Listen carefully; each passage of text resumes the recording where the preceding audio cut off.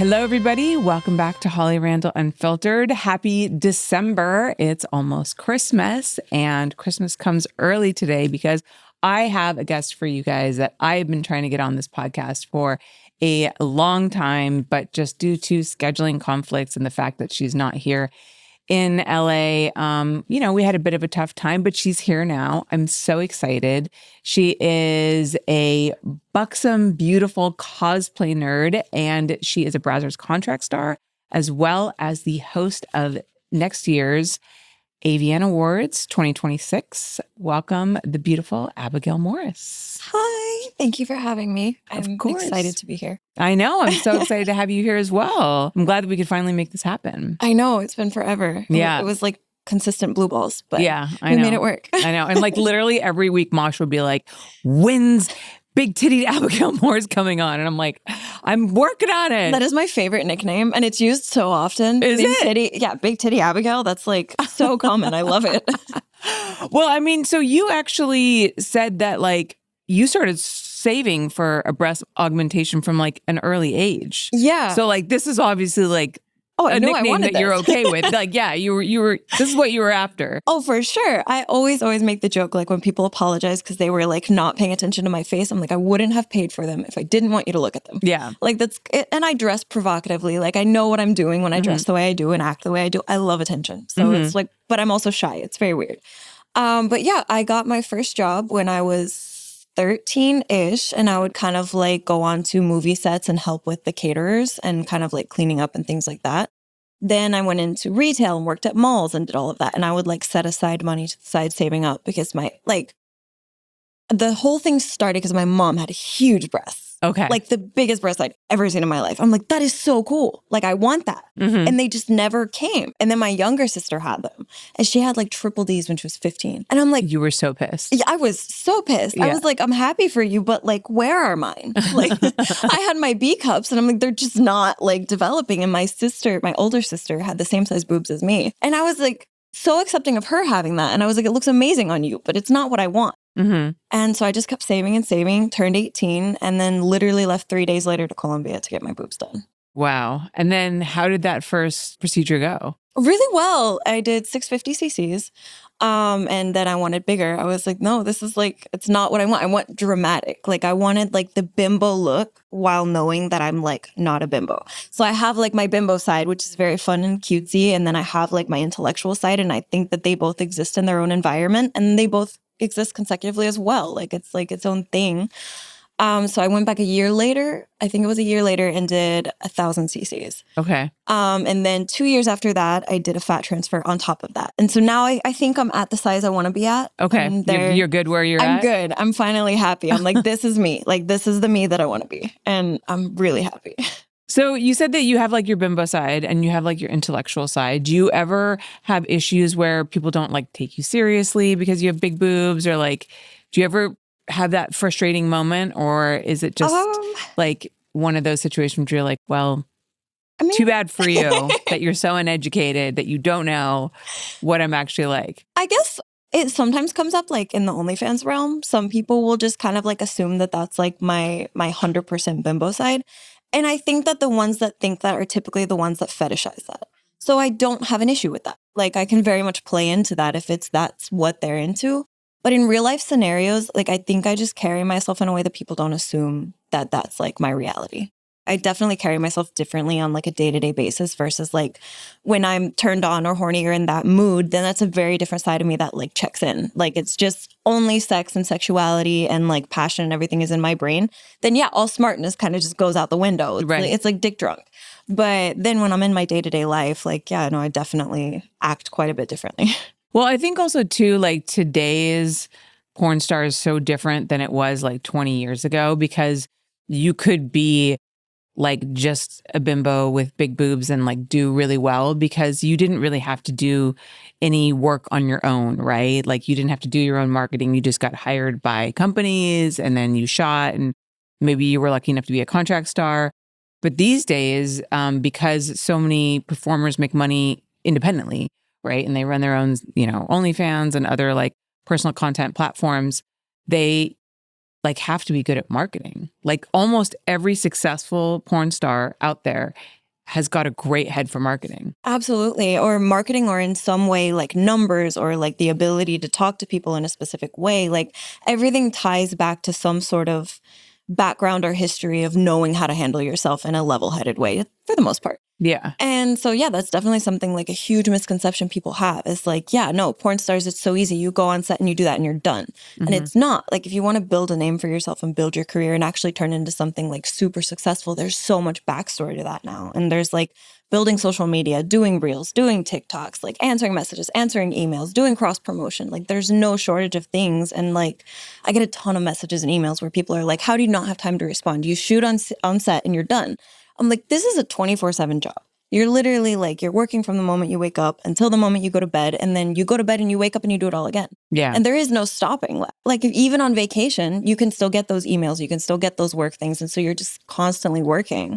People don't realize how much work it actually is. And I love it. Like, it's not a complaint on my part. I wouldn't choose anything else over this. Yeah. But it's a lot more work than people realize it is. What takes the most amount of your time? I think it used to be like content creating for sure. And then now it's more admin work. So now it's kind of like fixing my schedule for the content creating. And I still like, I always want to prioritize like my fans and paying attention to them.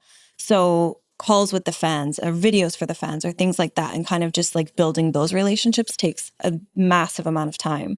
But I would say admin work is the most of it. Answering emails, arranging my schedule, figuring out when I'm traveling for what conventions do I need to go to, what cosplays do I need to create, what do I need to build for this. It's like a bunch of the background is what takes most of my time now. Now, you mentioned that you want to always set aside time for your fans. And you've said previously that like you really enjoy interacting with your fans. Do you have any like particular scenarios that pop up in your head that were like really meaningful moments?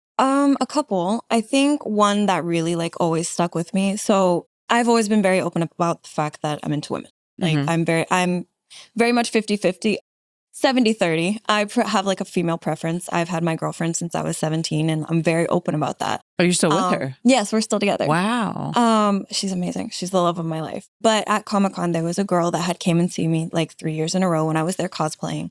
And it was like the third year she actually came there like to come out to me, like before she had came out to her family. And that's like a really sweet moment for me. And like, she's not familiar with the porn Abigail at all. She's familiar with the cosplay Abigail, the nerd Abigail.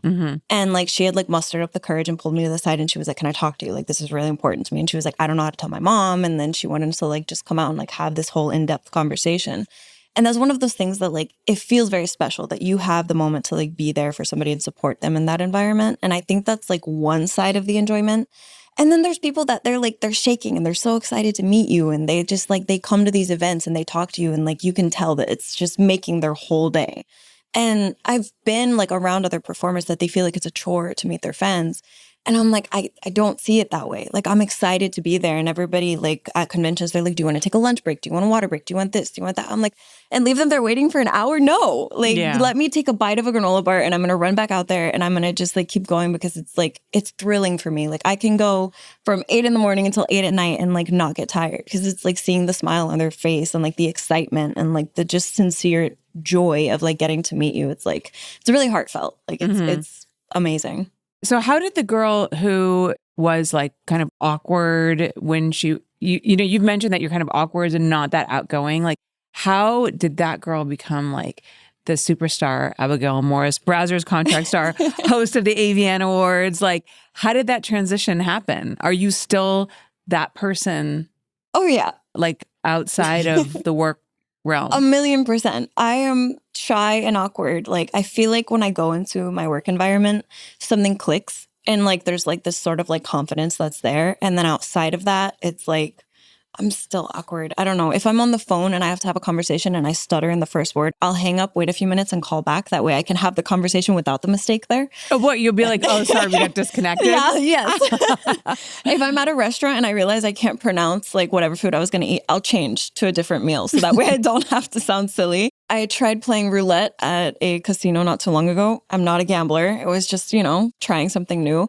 And I got so nervous I walked away. Like, I am very shy and awkward and antisocial outside of my work environment. But if you put me on a set in front of people, that's like, I feel at home. Like, I feel like I can rule the whole world, like, while I'm on set. And then put me in an environment where I have to talk to people and I'm like, never mind, can I go home? Like, I don't want to be here. This is terrible. Bring me to a party, I'm sitting in a corner. Don't be afraid to come talk to me. I look like a bitch, but I promise I'm not. I'm scared to stand up and trip and fall or talk awkwardly or stutter. Like, it's just... Shy Abigail is very much still prominent in my life. So why do you think that like the other side of you comes out at work? Like, what is it about porn that like brings that out in you? I or the cosplay world? Because I know that. Yeah, and it comes out in both of those environments. But I feel like just embracing like that side of me just feels so empowering that it like overpowers the shy side. So the shy side is for sure still there. If somebody compliments me while I'm at a convention, like I stutter and blush. And it's just like, people are like, how do you blush when people compliment you all the time? And I'm like, it just happens. Like, it's just me. I was homeschooled. Like, I'm not used to that like day-to-day interaction of like talking to people or joking with people, or I wasn't, I am now. And so it's one of those things that I guess I just never really like moved on from. And so when I'm in an environment that like I'm empowering like the things inside of me that I want to show off, I think that it just has a different feeling for me. And I just feel like I said, like I could rule the world. And then outside of that, when I'm not like embracing or really pushing the things that I feel empowered by, I'm just like shy and, you know, cute and want to hide and not talk to anybody. So I know that we like mentioned this briefly when we did like that short interview at AVN a couple of years ago, but you grew up in a polyamorous family, right? With 9 siblings. 9 siblings. Which is pretty extraordinary. So how did your upbringing shape your views on love and relationships? And do you think it gives you like a unique perspective on navigating the adult industry and its relationship dynamics? Because there's a lot of polyamorous people in the adult industry, which I guess is not really surprising. Yeah, obviously not. Yeah. I think that the beauty of polyamory is that there's no right way to do it. I mean, I guess the right way would be with honesty, but outside of that, there is no right way to do it. Like, there's triads, there's like open relationships, there's like no correct way to do poly. For my parents, like their way was they brought other people into their relationship, but they knew at the end of the day, that was their home relationship. That was their base relationship. And they would bring in other people, like depending on what they needed in the moment or what their relationship wanted, or just kind of just who they liked. And so they would have long-term relationships or they would have short-term relationships, and they would just kind of like, you know, let it happen how it happened. And one of the things that I think that shaped for me relationship-wise is like, I didn't grow up with like the societal feeling of jealousy, like that feeling of you have to own your partner or feel possessive of your partner. Like, I don't want to put my partner in jail. That's not my idea. Like, I want to see them happy. And if that's the case, I want to see them happy doing whatever it is that makes them happy. So if my girlfriend wants to go out and have sex with another man, that's so hot. Like, that is just so hot to me. I'm like, okay, come back and tell me about it later while I'm going down on you. And, or if like we have a partner, a male partner, and if he goes out and is with other women, I'm like, this is just amazing. Or sometimes we do it all together. And it's just, for me, like, I want to see that enjoyment with them in every way. And a lot of people have had that conversation with me where they feel the same way, but they're like, as long as it's just sex. And for me, it's not that way. Like, I believe that you can fall in love with more than one people. And I believe that because I feel that way. I feel equally love for mine and my girlfriend's partner and her. And there's no picking one over the other. Like, I love them both fully. So I know that that's possible because I feel it. So there's no worry for me like, oh my God, if they fall in love with somebody else, are they going to leave me? I think if you're in my life, it's because you want to be. And if you choose to not be in my life, it wasn't meant to be to begin with. So there's no need of feeling jealousy. You're either here because you want to be or you're not here because you don't want to be. And if I felt like possessive or jealous about that, then I don't think that's healthy in any way for myself or them. I mean, I find that like most people who experience a lot of jealousy in their relationship, I mean, let's be honest, it stems from insecurity, which stems from something else like within you that probably needs to be looked at seriously. Because I'm in a monogamous relationship with my husband, but like there's no jealousy in our relationship either. Like, and this is, you know, I especially compare this to the first marriage that I had where he was very possessive and like like he did not like me having male friends. Whereas like my current husband, like, doesn't care. You know what I mean? Like he's always trusted me. He's never exhibited any signs of jealousy. We've never had that problem. I feel the same way. Like, he has female friends. Like, it doesn't bother me at all. And so I think that, yeah, jealousy doesn't have to always just exist, like be an issue in or come up in polyamorous relationships. Yeah, like, for sure. It's so often, it probably comes up more in monogamous relationships because I think people are so afraid of losing their partner. And, we've structured ourselves to only have one person, right? And that's the only person. So if you lose that one person, that's it. You have to start all over again and find a one person again. Yeah. Absolutely. And I think also too that like people try to put too much on one person. I think girls especially, we grow up with this idea of like the handsome prince who's going to like rescue them. If you're as old as me and you watch the old Disney movies, the new Disney movies are not like that, but the old ones are, like the damsel in distress. Exactly. Like the handsome prince is going to come rescue you. And I think we try to put like too much on one person. Like this one person has to satisfy all of my needs, my like sexual needs, emotional needs, like, financial needs, like, and I don't know. I feel like that's a lot of pressure to put on one person. It is. I feel like it's very unhealthy for the relationship, or even just try and like suffocate that person and take all of their time. And like for me, I'm very much a person that I love my space. Like I love my space, and I'm in a very physical work environment. So if I'm physical with somebody all day long or like giving my all day long, sometimes I want to come home and I don't want that. Like I don't want to be on top of somebody or have somebody all over me. And I think for myself personally, having two partners satisfies a lot of that for me, because if they're feeling like they want that, they have each other. Like at the end of the day, if I have to travel for long periods of time and they're not coming with me, they have each other. They're never alone. If our partner is traveling and he can't be around for a lot of time, we have each other. So nobody is left with that, like that responsibility of carrying the entire relationship. If one of us is incapable of doing it in the moment, somebody else picks up the slack. And if they can't, then the other person does. And there's like no shortage of like love to go around. Everybody's there for everybody all the time. And if somebody can't be there, somebody else is there to kind of just pick it up in the moment. And for me, that's very beautiful because like I said, I need my space. And we have throuple room where we have mega bed, and it's two giant king beds because we all love to cuddle, but we all love our space.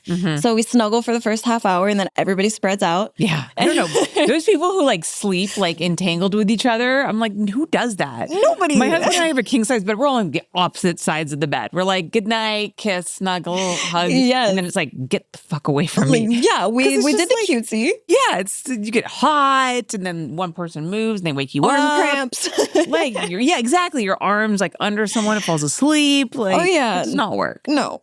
So we have mega bed, and then we each have our own individual room. So we have our own individual space where, if we don't want mega bed, we go sleep by ourselves. Like everybody is their own individual person at home. And I think that's numbers at a solar company, right? So like data analyst, which is probably also like contributes to your success in your current career. Because like we said earlier about marketing, to slipping into latex suits at Comic-Con. So how did that transition happen? And when was the moment that you realized cosplay wasn't just a hobby, but could also be a career path? So I got into the solar company environment just as like a job, like an office job, like for sustainability and to, have an income. I wanted a real job and a real income. A real job, as they say. Job. A real job. You got yourself a real job. But I was 17. So like I didn't know better. Like I just, my mom had done amateur porn, like different things had happened. But I knew that like at the end of the day, what society wanted was a real job. And I tried it and I hated it. I was miserable. But I was going to Comic-Con as a fan, like going to buy comic books or buy collectibles or just enjoy it. And then I would see other cosplayers. I'm like, that's so cool. Like I wanted to do it for myself.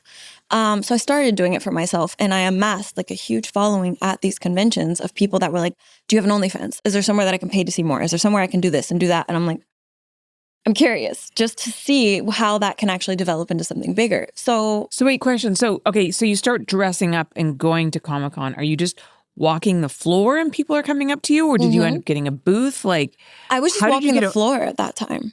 Okay, so then people would recognize you from the previous year just walking the floor. Just walking the floor. Okay. And it started like that, and then it just kept building and like into something bigger. And I think it was around my second year doing it on the bigger scale, that I was like, okay, I'm going to start an OnlyFans and see what happens. And it just kind of like blew up. And I was making more on OnlyFans than I was making in a whole year at an office job. And I was, this is miserable. What? Like, I'm going here and I'm working 8 to 10 hours a day, working overtime on, I just don't want to. I don't want to live a life where I'm unhappy or miserable or sad or stressed out all the time. While this work can be stressful in some ways, it's a way that I'm fully okay with versus killing myself in a job every single day, 8 to 10 hours a day. Like this is my life and I fucking love it. And ultimately, like for somebody else, I mean, I doubt they gave you like equity in the solar company. No. Right? Yeah. No. You're just Not at all. So on that note, what would your advice be to like young girls looking to potentially get into the industry? I would say just be yourself. Like, don't go into it trying to be somebody you're not, because then you're going to have to keep up that facade throughout your entire career and you're not going to be happy. Don't do anything you don't want to do. I know a lot of girls that they get in with the wrong agent and they try and push them to be something they're not or push them past their boundaries. Don't do that. I did it without an agent from the very beginning. Do what makes you happy. Do what you want to do. And if you don't want to do it, don't force yourself to do it, because you're not going to be happy in this industry if you're doing what everybody else wants you to do. You can't take it back. You can't. Once it's done, it's done. It's there forever. What have been some of your favorite cosplay looks, and what was maybe the most challenging one? Oh, I think my favorite was either my Maleficent or my Starfire. I love both of those. The Maleficent was difficult. I think that was one of the most difficult ones, because trying to like make big wings work and a convention like that is complicated. You're like poking somebody here, or feathers fall off, or like somebody bumps it and breaks it. Like there's like a million different ways that it can go wrong. But still, that one had to be like my favorite. I had like the big staff and like the big horns and the wings. I was Maleficent 2 years ago. Oh my God. Because my daughter wanted to be Sleeping Beauty. I did not have wings though. No fucking way was I going to do that. It's hard. Yeah. My girlfriend was Sleeping Beauty. And so we did like a little couples costume. And when I did Starfire, she did Raven. We typically like to coordinate. And I think those two are my favorite. One I'm dying to do, and I will at some point, is I want to do Carnage, and she's going to do Venom.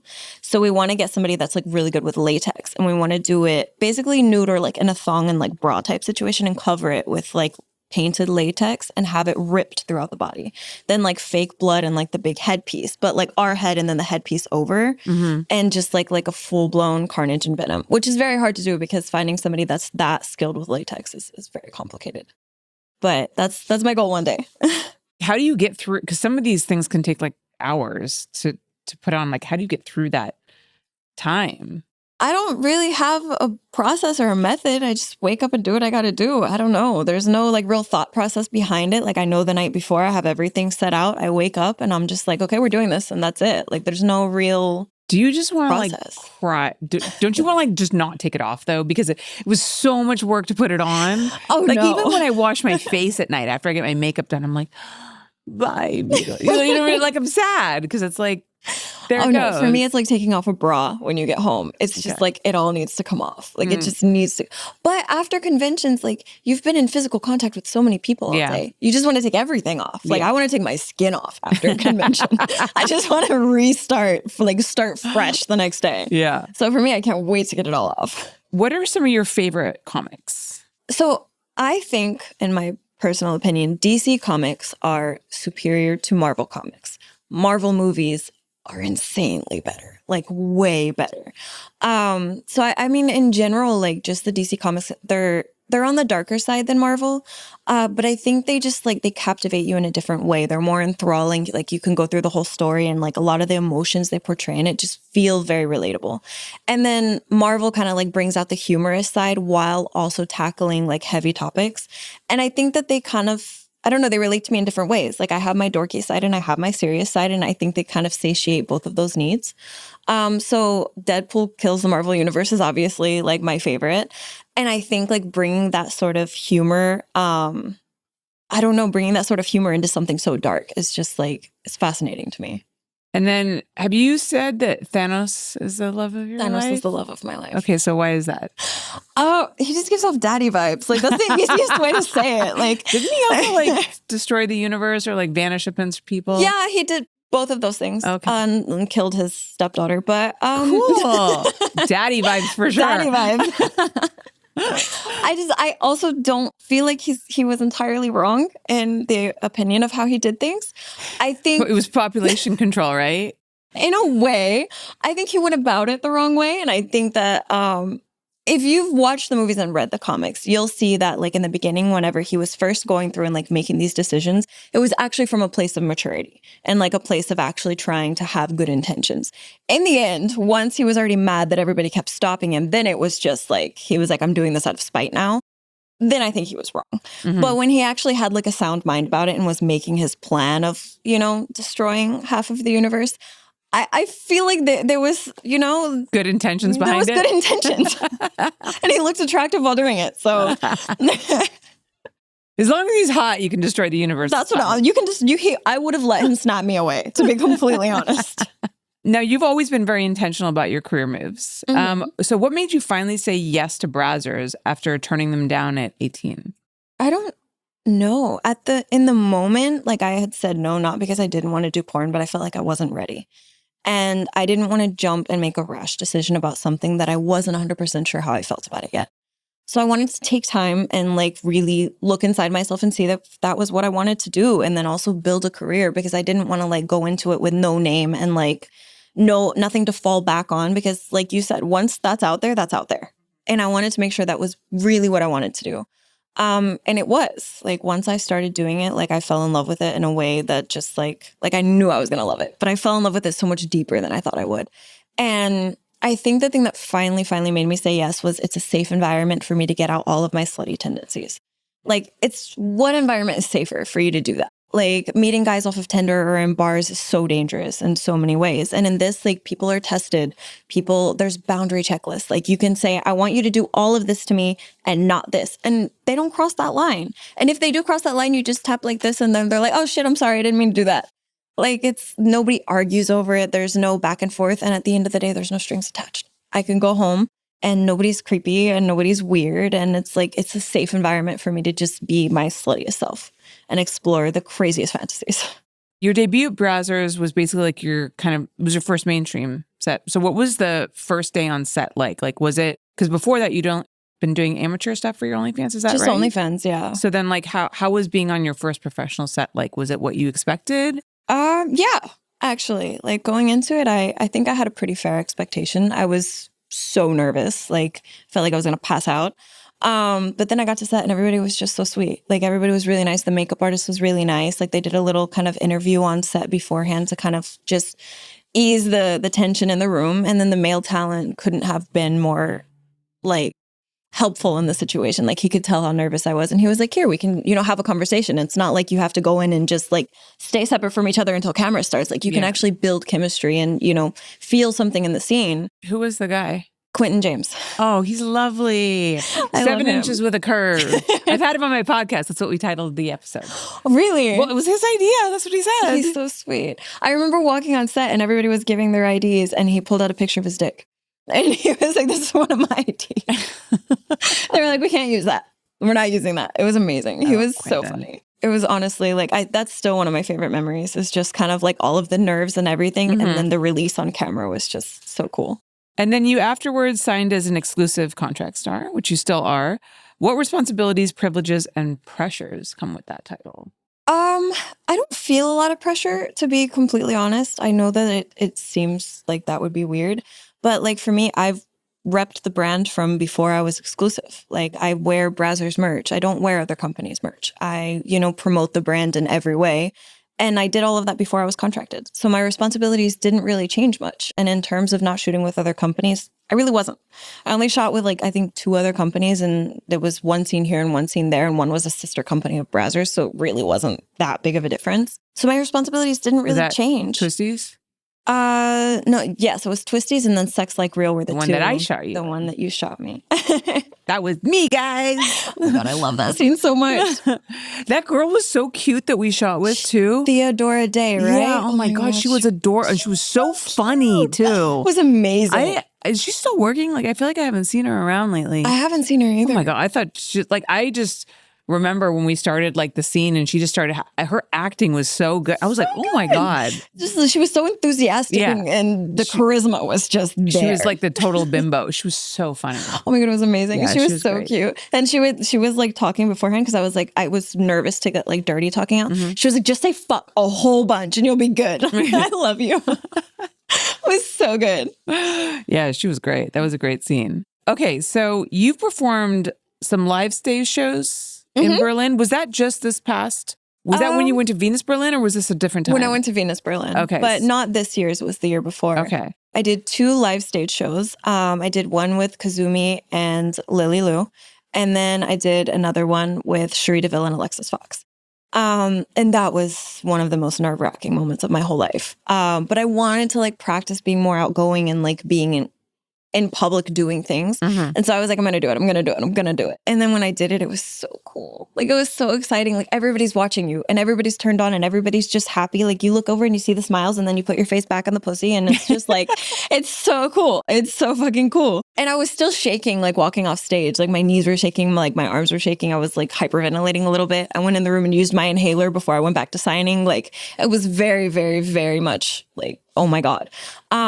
But it was fascinating. Like, you just go up on the stage and then you introduce yourself and then like music starts and then you start kind of like touching and groping and stripping and then grinding and everything just turns into like this on stage sex like you would do in a scene or like you would do in your room, but with all of these people watching live. I don't know, there's something very thrilling about that.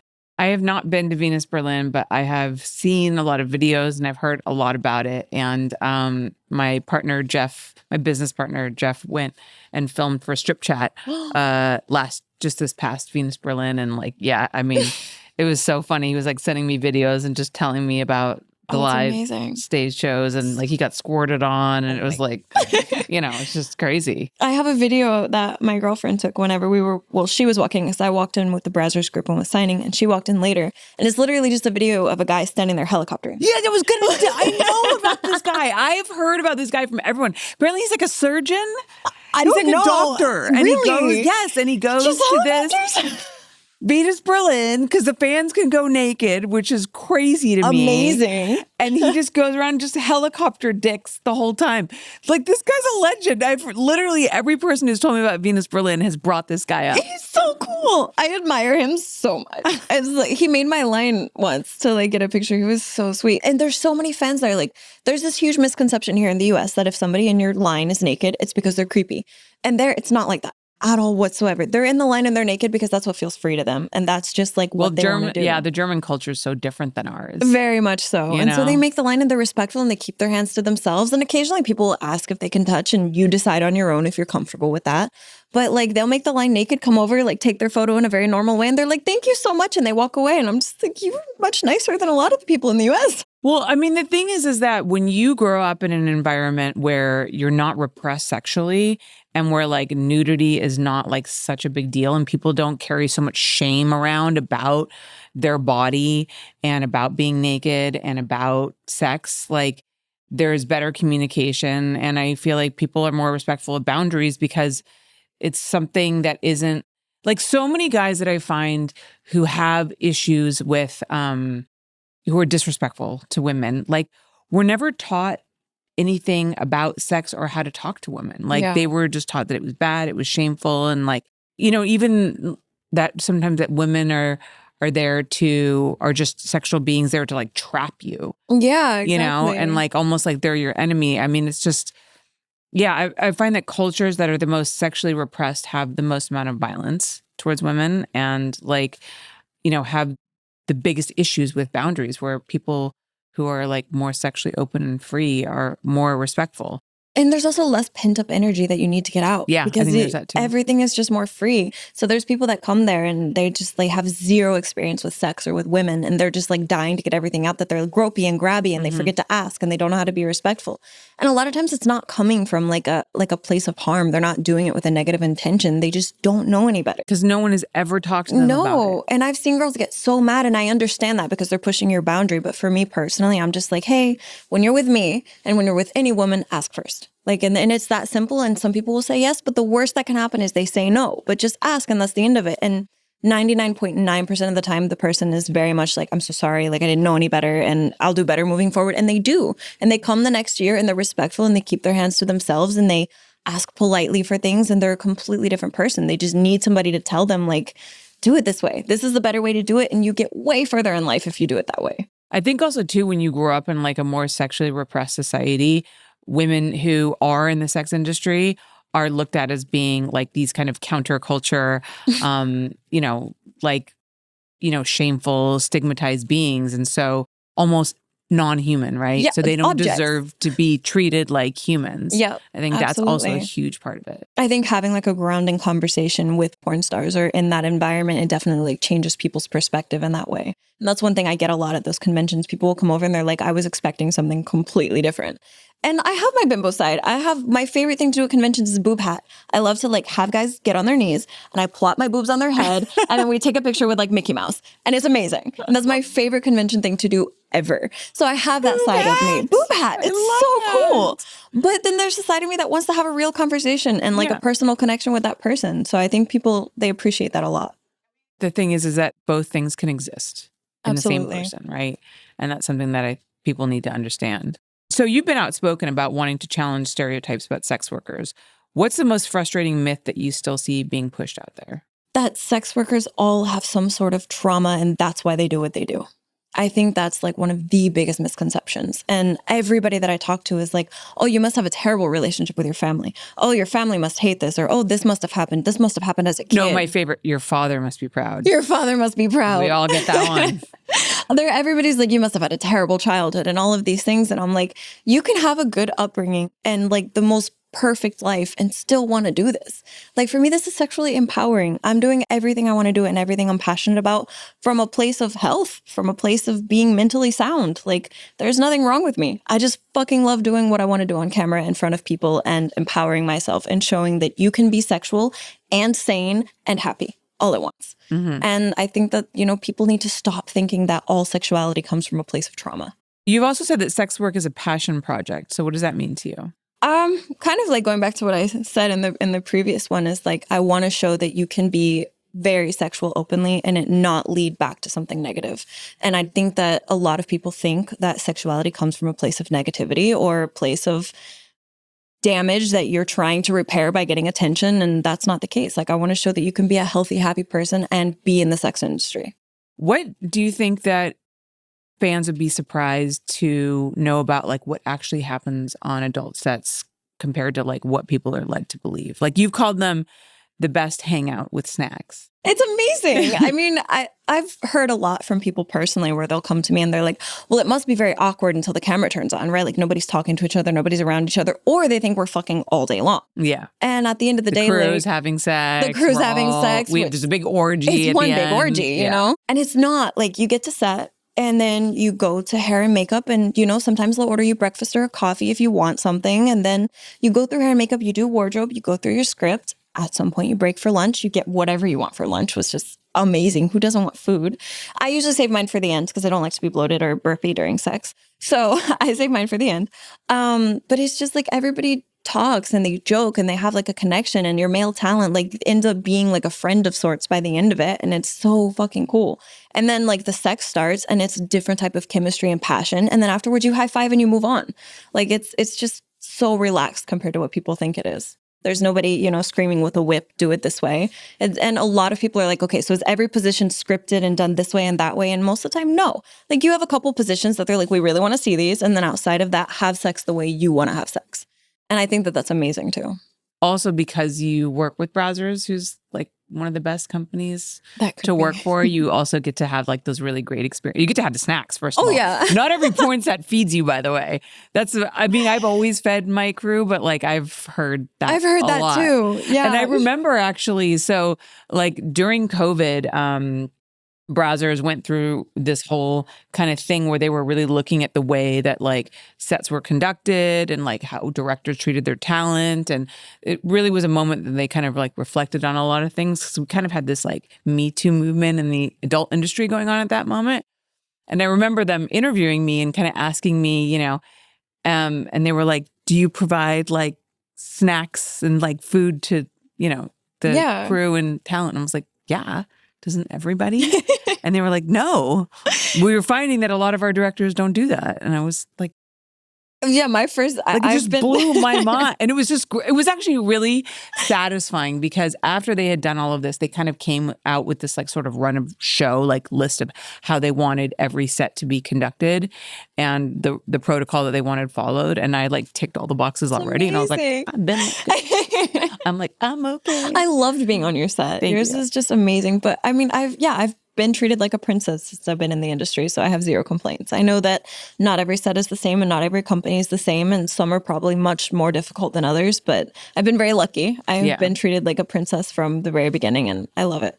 And I think things have changed so much too since like OnlyFans has become such a powerhouse in the industry and talent has so much personal autonomy now. Oh, yeah. Because like they just don't need to work for you anymore. So if you don't treat talent right, you're just not going to get bookings. I don't need to do porn at the end of the day. And I can make what I make on a porn set in a whole day on a porn set in about 15 minutes on OnlyFans. Mm-hmm. So it's one of those things where it's just kind of like, you don't need to do it. You do it because you love it, or, you know, don't do it.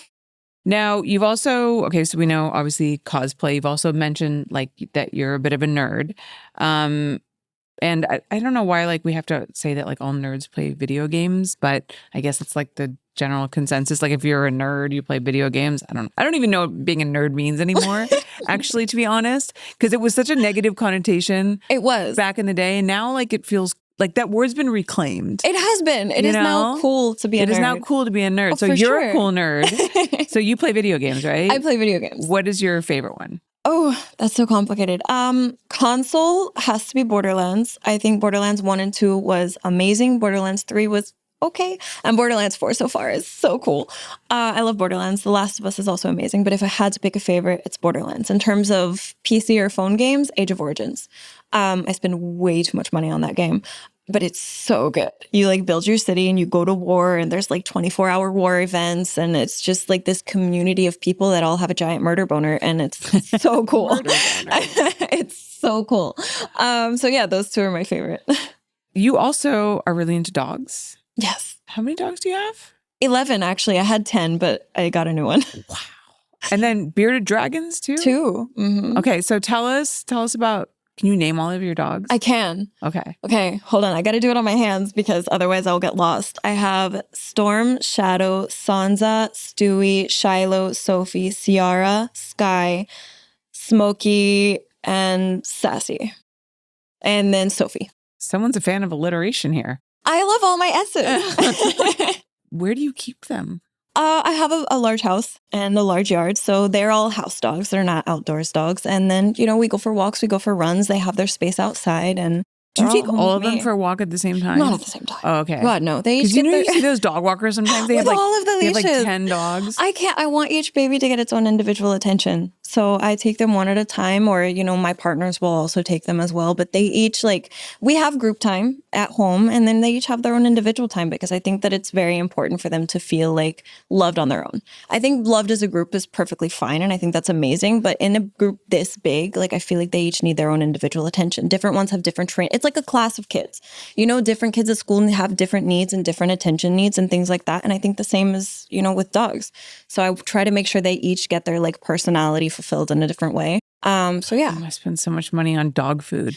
Yes. Are they all like the same size-ish? They're all completely different dogs. Completely different. I have 3 Rottweilers. I got fingers again.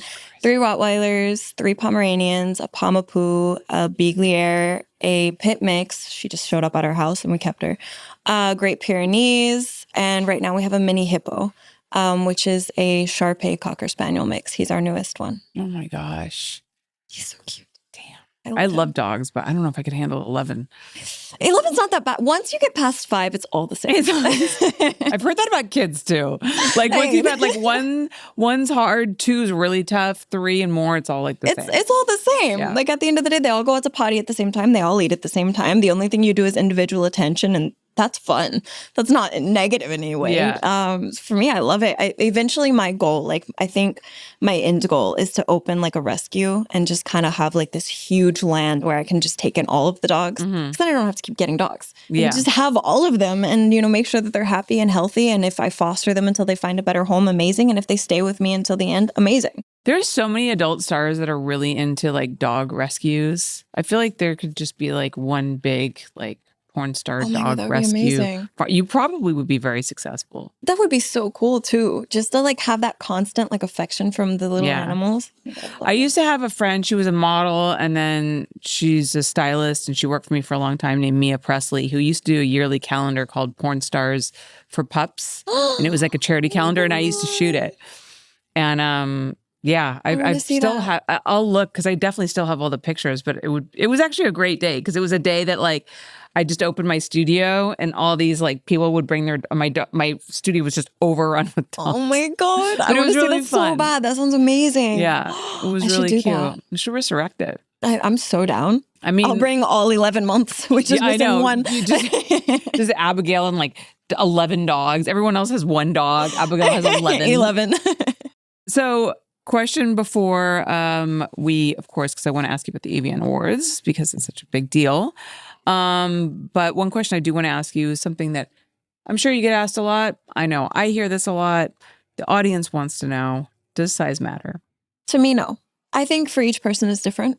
Me personally, no. I can have fun with anything. I have been with micro penises and then you can just grind on it and make yourself feel good. I've been with large ones. I think too big is a problem. I don't think too small is a problem. I think Okay. too big is a problem. I want to be able to walk after and I still want to be able to have sex a couple days later.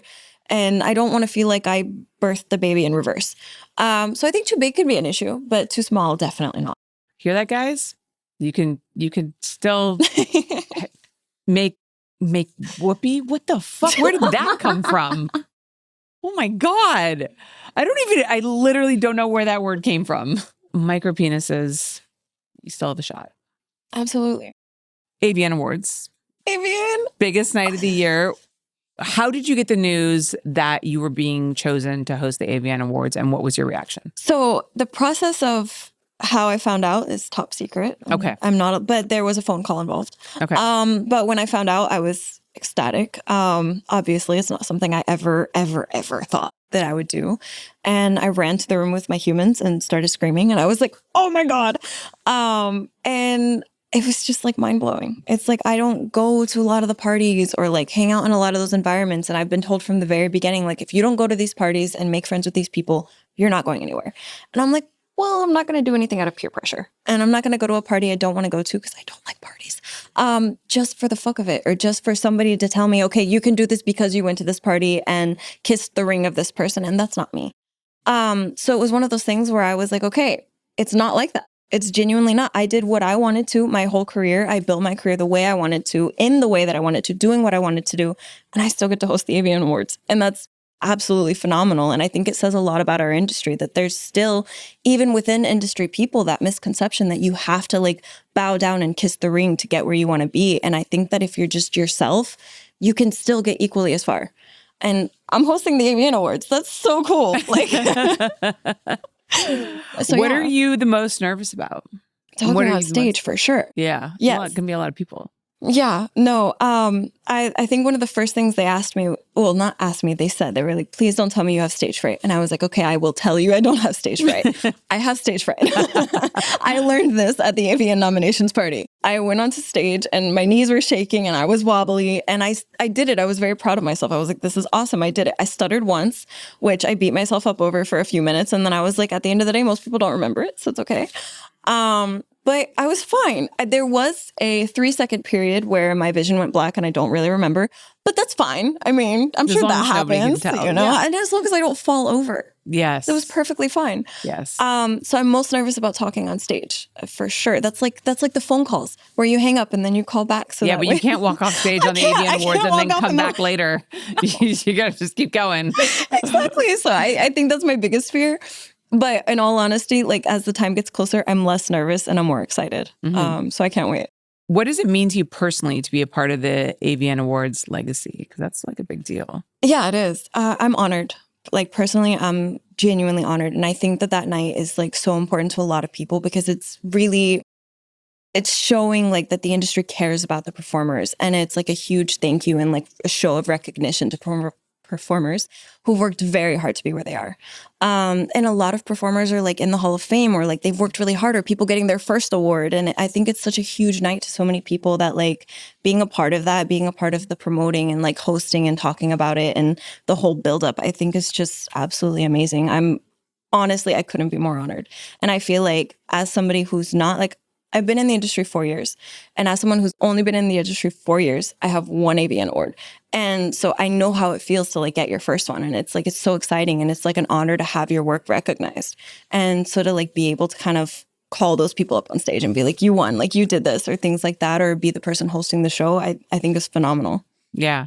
And it's a great opportunity for the entire adult community to come together and like really celebrate how hard people work. Cause I know like most people, I mean, I hate this comment when I get like, porn's not hard work. You just lay on a bed and spread your legs. And it's like, dude, It's not. you have no idea. It's so much work.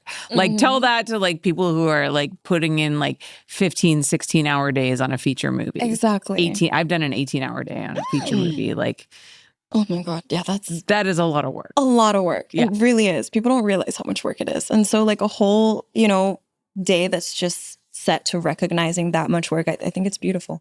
What can people expect from the show this year? Any hints about surprises, energy, tone? I mean, people are just going to have to go and find out. I think one thing people don't realize is fans can go to the awards. So, go to the AVN website and get your tickets, and fans can go and find out for themselves. You don't have to wait and watch it back later or wait to hear word of mouth. Like, you can go and actually watch it.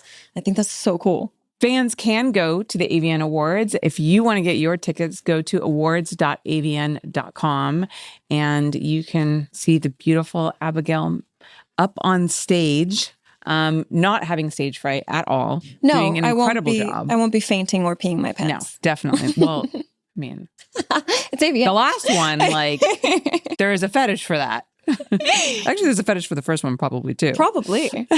Okay, so last question about the AVN Awards. For people who've never attended, what is the one piece of advice you'd give them before coming to Vegas for the show? Ooh, it's a big show. Be prepared to walk around and associate with a lot of people. It's a big, big, big environment. A lot of people are there. A lot of people are walking around, and be prepared to see boobs. Nipples are covered. There's boobs everywhere.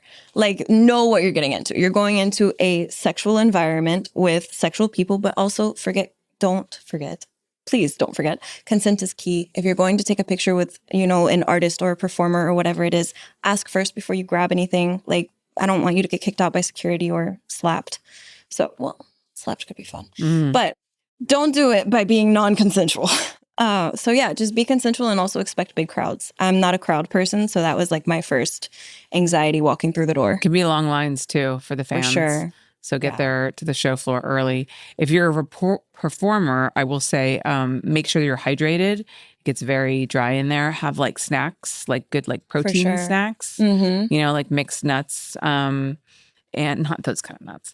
I'll take but you know what I mean? Like a good like protein on you, because sometimes you won't get a break to go get food, and the food can be like, the convention halls are huge. I always bring a protein shake in a bag, and I'll drink it throughout the day. And then that way, if I start to feel lightheaded or dizzy, or I realize I've gone too long without eating, you just also watch the drinking. Because people will get really wasted early in the show or like early in the day, and then like won't make it through the rest of the show. So pace yourself. Hydration and pace yourself for sure. Yeah, absolutely. And then, like you said, walking a lot. So if you're talent, see if you can bring flats that you can like sneak in your bag, and you can walk in those and then put your heels on at the booth or whatever, because I can't, and I used to do this too. I can't tell you how many girls you see like towards the end of the show that are just walking barefoot because they can't handle being in heels anymore because it's so much walking. I'm going to be completely honest. My first 2 years signing at AVN, I wore heels, and I brought a pair of slippers, and I literally wore fuzzy slippers by the end of the day. Yeah. Now I go in my favorite tennis shoes, because at the end of the day, I'm a sneakers girly, and people are not coming to take pictures with my heels. So if they want a picture of my foot, I will take off my amazing sneaker and they can see a picture of my foot. But otherwise, like, they're coming to see pretty much from my thighs up. And if you really, really care about seeing me in heels, Google it or look at my Instagram or my OnlyFans. I know a lot of girls wear like really fashionable sneakers now, I've noticed. It's a more common thing now. Yeah. Yeah. I can't do like 8 hours in heels. Not happening. Yeah. I'm at the point now where I'm old enough where I'm like, I'm just going to wear flats. I'm tall already. People expect me to be in heels until they look down and they're like, oh, tennis shoes. I'm like, well, I'm taller than you anyway, so it's okay. Yeah, that is true. You might get stuck interviewing her boobs like I did on the red carpet. All right. Well, Abigail, thank you so much. It was such a pleasure getting to know you. I do have my Patreon questions for you, which we're going to do in a separate segment that you can get if you are a Patreon member. But otherwise, can you tell everybody where they can find you online, please? On Instagram, it's just abigail.morris, but Abigail is spelled kind of funny. It's Abigail. Twitter or X now, isn't it? Yeah. The exact same with an underscore instead of a period. And then OnlyFans is literally just Abigail Morris with no spaces, no periods, no underscores. And then you guys can find me on Instagram and on X at Holly Randall. Go to patreon.com/Holly Randall Unfiltered if you want to get access to the bonus Q&A we're going to do, watch these streamed live. And then, of course, if you want to go to the AVN Awards and attend the show, fans are welcome. Go to awards.avn.com. Get your tickets, get them fast, because the awards are just around the corner and you don't want to miss that opportunity because it's a really, really cool show. Like I said, you can watch me faint on stage. I'll be there to catch you. Oh my God, yes, please. Thank you guys so much for watching. Happy holidays, and I'll see you on the next one.